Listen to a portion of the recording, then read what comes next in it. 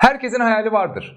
Ama hayal ile temenniyi ayıran temel fark bunun smart olup olmadığıdır. Smart tekniğine göre hayallerinizi nasıl hedefleriniz haline getirebilirsiniz? Gelin biraz bunun hakkında konuşalım. Wow. Futbol endüstrisinin ne kadar büyük olduğunu bilmeyen yoktur herhalde. Her hafta milyonlarca kişi ekranların karşısında, bir o kadar da statlara maçları izlemeye gidiyor. Kaç milyar dolarlık bir sektör. Büyük stadyumlar yapılıyor, büyük reklamlar yapılıyor. Sahada kaç milyon liralık futbolcular top oynuyorlar. Mesela dünyanın en pahalı futbolcularının olduğu iki takımın maçını düşünün. O maçtan kale direklerini kaldırdığınız zaman o maçın keyfi olur mu? İnsanlar o stada o maçı izlemeye gider mi? İnsanlar televizyonun karşısına geçer mi o maçı izlemek için? Veya o futbolcular milyon dolarlar kazanabilirler mi?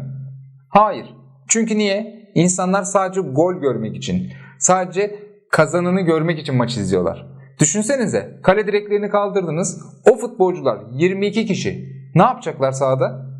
En fazla birbirlerine çalım atarlar, en fazla artistik gösteri yapabilirler belki. Ama ne zamana kadar? Bir süre sonra kimse bundan keyif almayacak ve kimse bunu izlemeyecektir. İşte aslında hayatlarımız da böyle değil mi? Ne kadar yetenekli olursak olalım, ne kadar bir şeyleri istiyorsak isteyelim, eğer bir amacımız yoksa maalesef o hayatında bir anlamı kalmamış oluyor. Aslında her şey varış noktasını belirlemekle alakalı. Yani bir yolculuğa çıkıyorsak aslında nereye gittiğimizi de biliyoruzdur. Eğer nereye gittiğimizi bilmiyorsak ne olmuştur? Ya hava almaya çıkmışızdır, ya biraz dolaşalım diye düşünmüşüzdür, ya da muhtemelen kaybolmuşuzdur. Nasıl bir yola çıktığımızın hiç önemi yok. Önemli olan varış noktasının olması. Eğer girişimcilikte bulunmak istiyorsanız varış noktamızın olması lazım. Eğer öğrencilikle ilgili bir hedefimiz varsa varış noktamızın net olması lazım. Mesleki anlamda bir kariyer hedefimiz varsa aynı şekilde. Yolun ne olduğu çok önemli değil. Önemli olan varış noktasının net ve ölçülebilir olması. Ölçülebilir olmayan hedefler temenniden öteye geçemez. Bu sebeple hedeflerimizi daha çok netleştirmek ve ölçülebilir hale getirmek için çok etkili SMART tekniğini kullanıyoruz. SMART tekniği, SMART kelimesinin baş harflerinden türetilmiş kelimelerden oluşan, kurallardan oluşan bir tekniktir. Şimdi bunu izlerken tavsiyem kağıdınızı, kaleminizi hazırlayın ve videoyu izledikten sonra artık hayallerinizi veya hedeflerinizi SMART'a göre uygun hale getirmek için yazmaya başlayın. Eğer hedefinizde somut bir istek ve ihtiyaç yoksa o hedef aslında net ve belirgin değildir. Özellikle ne, nasıl ve neden sorularını sormak çok önemli. Mesela daha şöyle bir örnek verelim. Daha sağlıklı olmak istiyorum. Bu net değil. Daha sağlıklı olmak ne demek? Daha sağlıklı olmak için işte kilo vereceğim. Şimdi biraz daha belirginleşmeye başladı. Hatta daha sağlıklı olmak için ve kilo vermek için haftada 4 gün birer saatten yürüyüş yapacağım. Şimdi bu artık net ve belirgin bir hedef haline geldi. Ya da ev almak istiyorsun. Nasıl bir ev? Yine herkesin kafasında farklı bir şey canlanıyor olabilir. Müstakil mi? Bahçeli bir ev mi? Apartman dairesi mi? Bir villa mı? Kaçıncı katta olacak? Kaç odası olacak? Kaç metrekare bir ev olacak? Bunları netleştirmek çok önemli. Yani ne istiyorsanız detaylarını, ayrıntılarını ne kadar çok belirlerseniz o hedef o kadar net bir hedef haline gelmiş olabilir. İnsanların yolculuğa çıkıp kaybolmasının veya varış noktasına varamamasının bir nedeni de belirlediğimiz hedeflerin ölçülebilir olmaması. Çoğu insan ne diyor? Zengin olmak istiyorum. Çok param olsun istiyorum. Bu ne demek?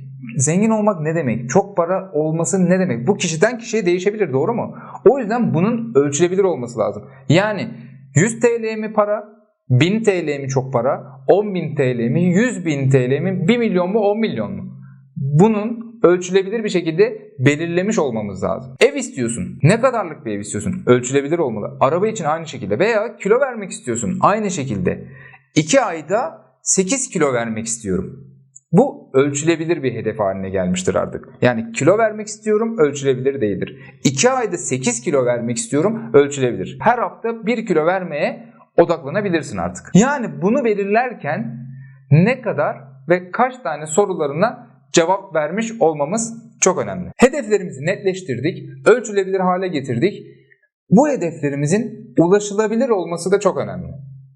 Ulaşılabilir hedef koymak demek çok kolay hedefler koymak demek değil. Ama imkansız gördüğün hedef de olmaması gerekir. Mesela ayda potansiyelin şu anda diyelim ki 2000 lira para kazanıyorsun.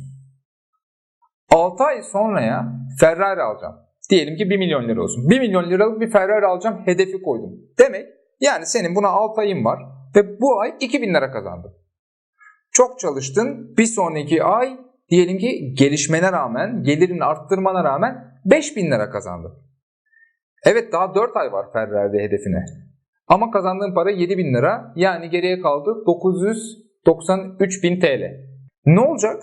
Gelişmene rağmen, ilerlemene rağmen imkansız, ulaşılamaz bir hedef belirlediğin için motivasyonun kırılacak, yorulacaksın ve vazgeçeceksin.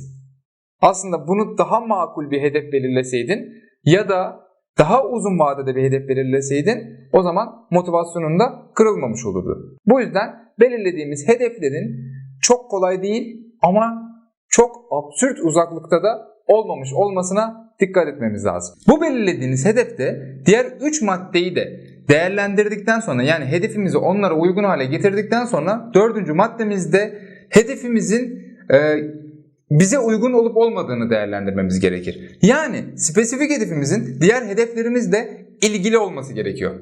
Mesela diyelim ki 1 milyon dolar istiyorsun. Neden? Çünkü işte emekli olduğumda rahat etmek istiyorum. 100 bin dolar istiyorsun. Neden? Çünkü eğitimimi yurt dışında tamamlamak istiyorum. Yani bakın, bu ikisi birbiriyle alakalı oluyor, ilgili oluyor. Bu yüzden burada şunu sormak gerekiyor. Diğer ihtiyaçlarımıza ve amaçlarımıza uygun mudur bu hedefimiz diye bunu netleştirmemiz lazım. Ve geldik son maddeye. Neyi, ne zaman gerçekleştirmek istediğine karar vermezsen ona ulaşamazsın. Çünkü ne zaman ulaşman gerektiğini bilmiyorsun. Belirlediğimiz hedeflerimizi ilk 4 maddemize göre smart hale getirdikten sonra kesinlikle bunun zamanının ne olduğunu, bir bitiş çizgisinin ne olması gerektiğine karar vermemiz lazım. Bitiş çizgisini koymak bizim o hedefe yürürken ne kadar agresif ve ne kadar yoğun çalışmamız gerektiğini belirleyen şey olacaktır. Mesela eğer 1 milyon lira istiyorsan bunu 10 yıl sonra istemek ile 1 yıl sonra istemek arasında farklı planlar gerekir, farklı bir agresiflik gerekir, farklı bir yoğun çalışma programı gerekir. Bu sebeple her hedefimizin diğer maddelere uyarak, yani ilgili, net ve belirgin, ölçülebilir ve diğer hedeflerimizle alakalı maddelerine uyarak kaynaklarımızı, tutarlılığımızı, imkanlarımızı değerlendirerek bir bitiş çizgisi, bir zaman limitini karar vermiş olmak çok önemli. Şimdi bu 5 maddenin 4'ünü uygulayıp da 1'ini uygulamadık mı olmuyor mu yani? Olmaz. Net bir şekilde olmaz. Yani mesela örnek verelim. Yine bir ev örneğinden gidelim. Ev almak istiyorsun. Evin ne kadar olması gerektiğini bilmiyorsun. Nasıl bir ev istediğini bilmiyorsun.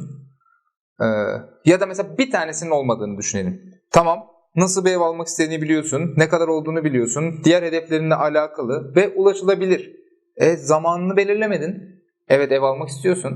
Ne zaman? 1 sene sonra ev almak düşüncesiyle 20 sene sonra ev alma düşüncesine göre bugün yapacağın şeyler, bugün yapacağın plan farklı olur.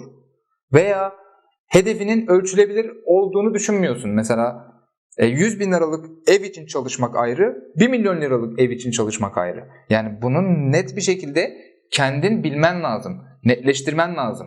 O yüzden bu 5 maddeden 5'ini de akıllı değil ya da düşünerek değil, kağıdı kalemi alarak, bunu yazarak, detaylarını belirleyerek yapmak bu hedefimizi, daha doğrusu bu temennimizi hedef haline getirecektir.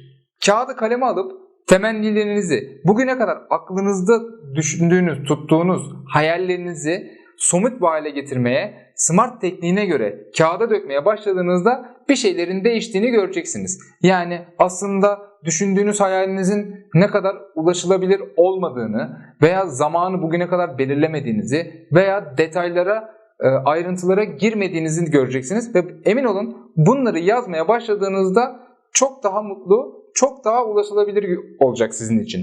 Bu konuyla ilgili yazmaya başladığınızda kafanıza takılacak soruları veya nelerin değiştiğini lütfen yorum kısmında bizimle paylaşın. Türkiye'nin tarafsız ve güncel network marketing platformu olarak network marketingden kişisel gelişime, satış pazarlamadan liderliğe kadar birçok içeriği networkokulu.net'te bulabilirsiniz.